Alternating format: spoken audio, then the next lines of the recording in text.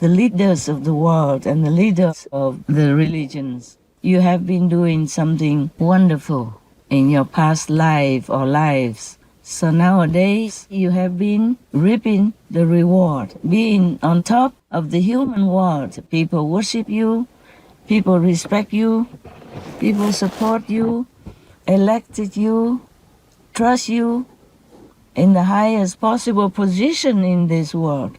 You should continue to do more virtuous deeds, preach more holy doctrine, bring people closer to God, earn much and much more merit than any physical position, any physical reward could give you.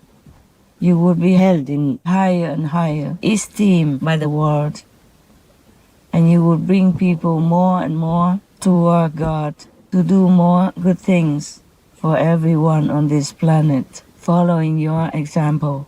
Otherwise, we will continue to support war every day with some breaking out into adult war, humans war. Not just humans, adults together, but humans against little babies in the womb, against little sheep, baby sheep, or baby cows, and little fish in the sea, little wild monkeys in the forest. Humans are driving a catastrophic decline in the planet's wildlife.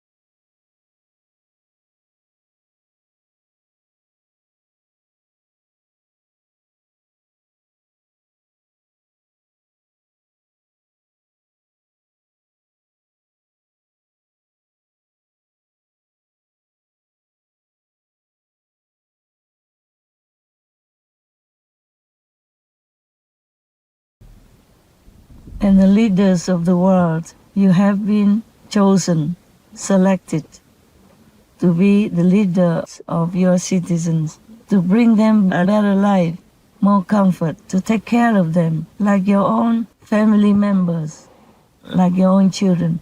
Don't do the opposite to it. Don't worry much more about your votes, your pocket, than the merit and the punishment from heaven and hell.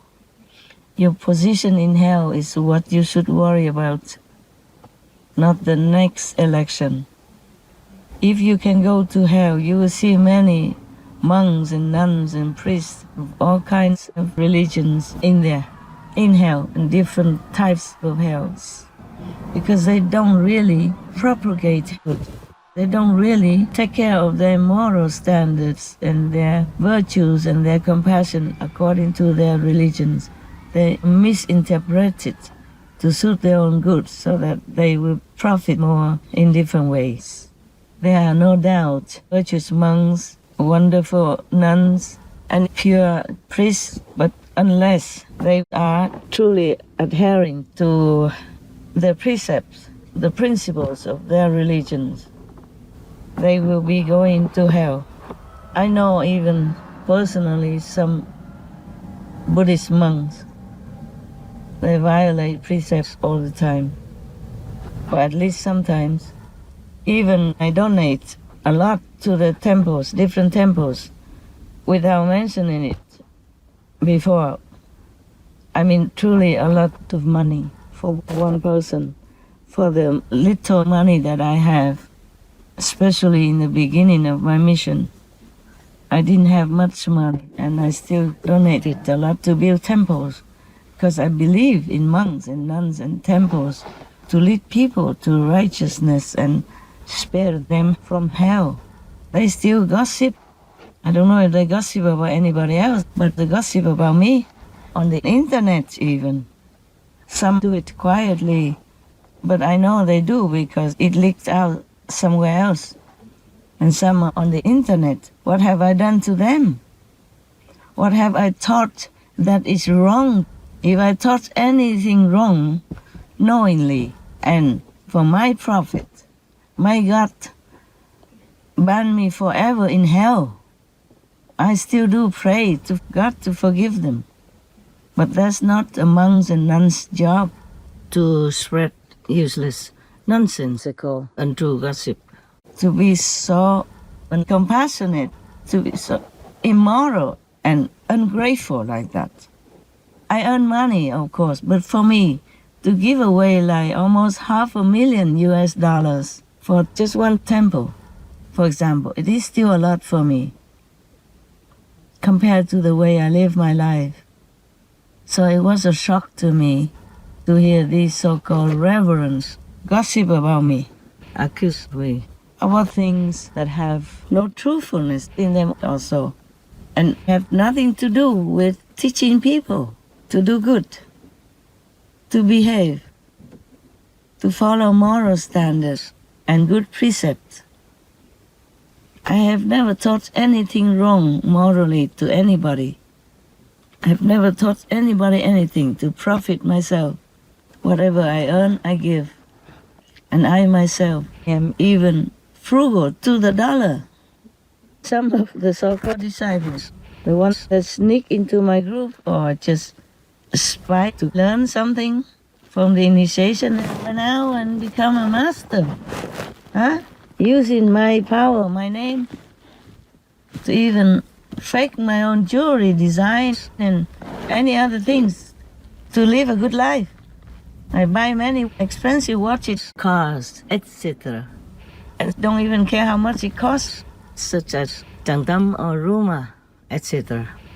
Don't even ask for the price, yeah? And having luxury cars and all that. My monks and nuns, they don't have luxury cars. I had some that look like luxury cars, but they are second-hand or third-hand.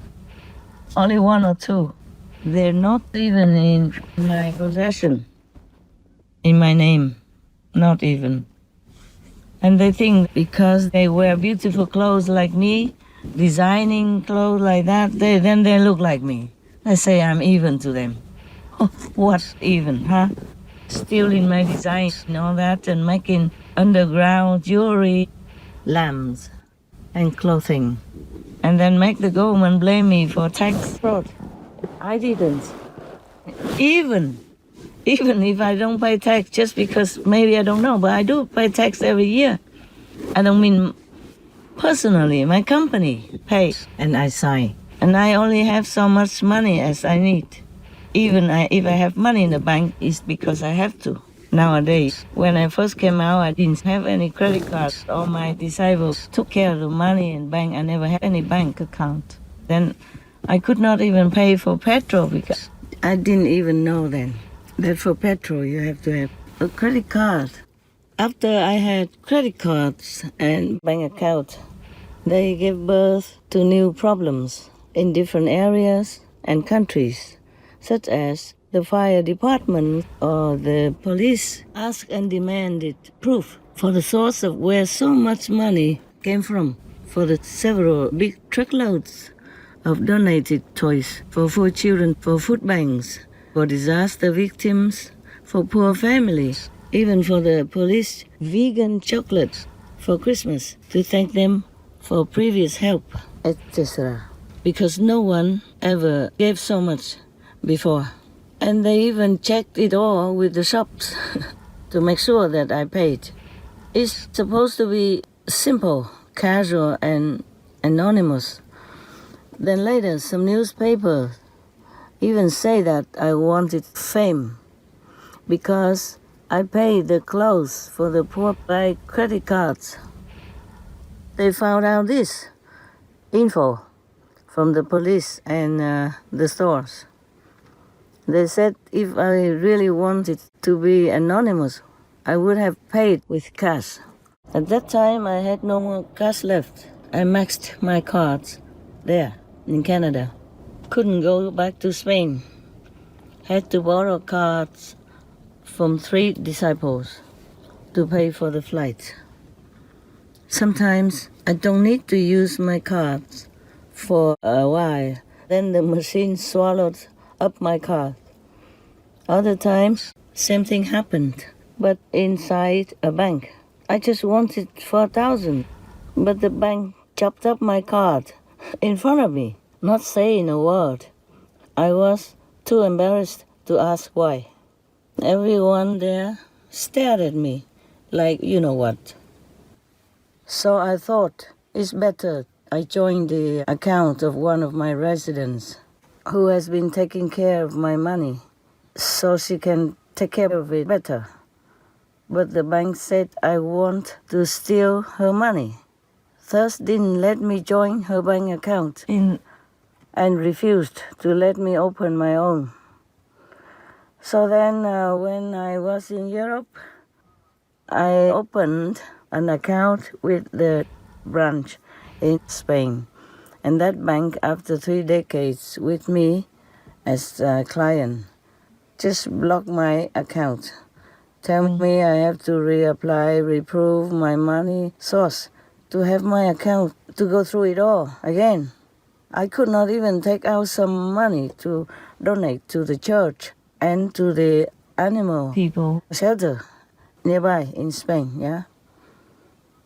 I used to donate money to several of the animal people shelters there. The bank said that an international lawyer must be found to do my paperwork. Dear heaven, I can't. No time, no confidence to entrust all my personal data while on the run, trying to protect my safety. Can't stay anywhere too long either. And there was already bad experience with bank in Spain too.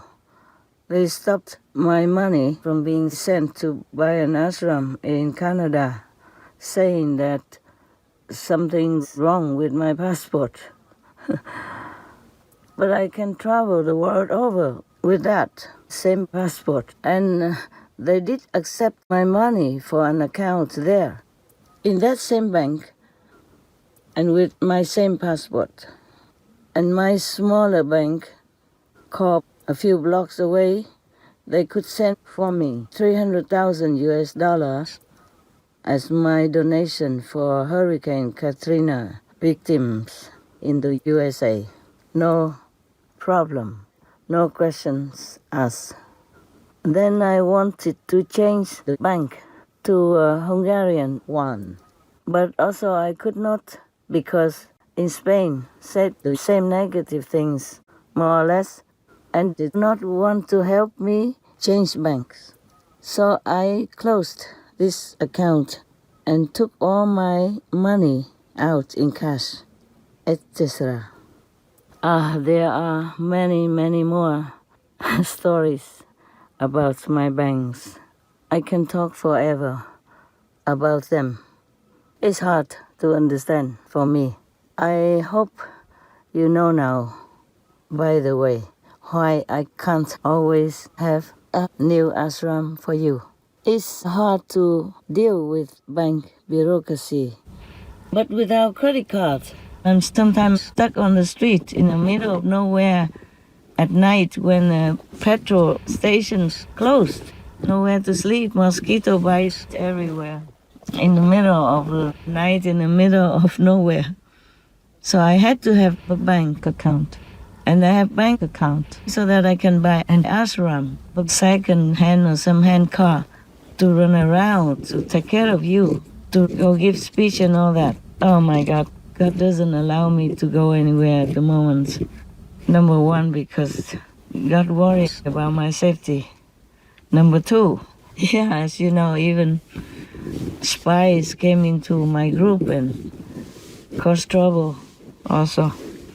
Big or small, or some killing people threatened to take my life.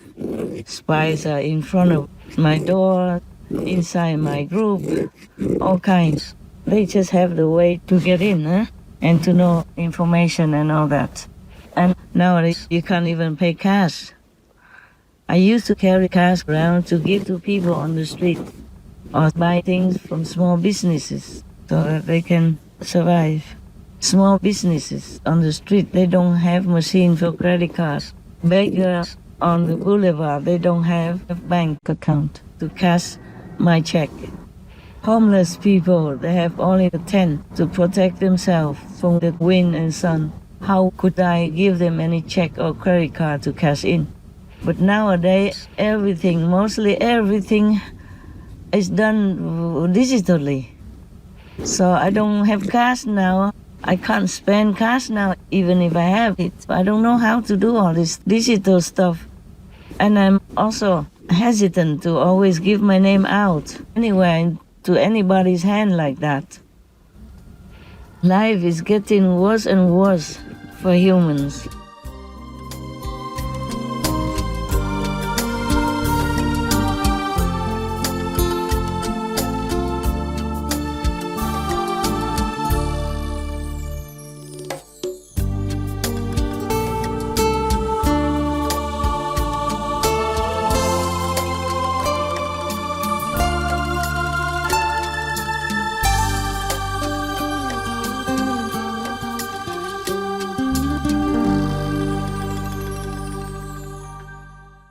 Supreme Master CHINGHAI, vegan, is a world-renowned spiritual teacher, humanitarian, and artist. To learn more about her compassionate life and teachings, please visit suprememastertv.com/master.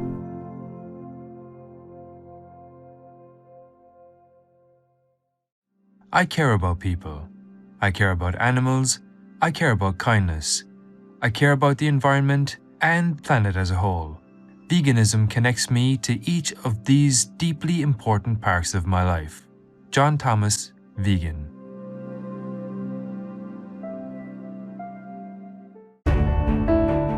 Peace is happening around our world. Peace News number 121 of many and counting.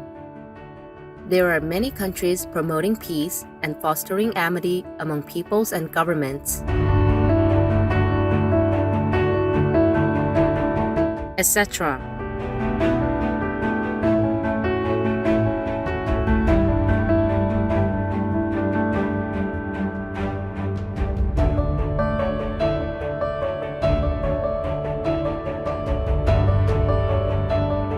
June 2024. Cyprus and the United States hold highest-level talks to date with a focus on defense, security, energy, and crisis management. The U.S. Secretary of State, His Excellency Antony Blinken, announces the dialogue is powerful evidence of the strengthening, deepening, and broadening of the relationship between our countries, acting together in so many areas.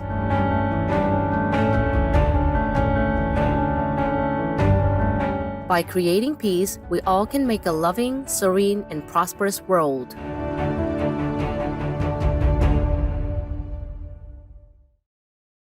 Love eternally, the reunited, three most powerful, God, THImôme, and the Son of God.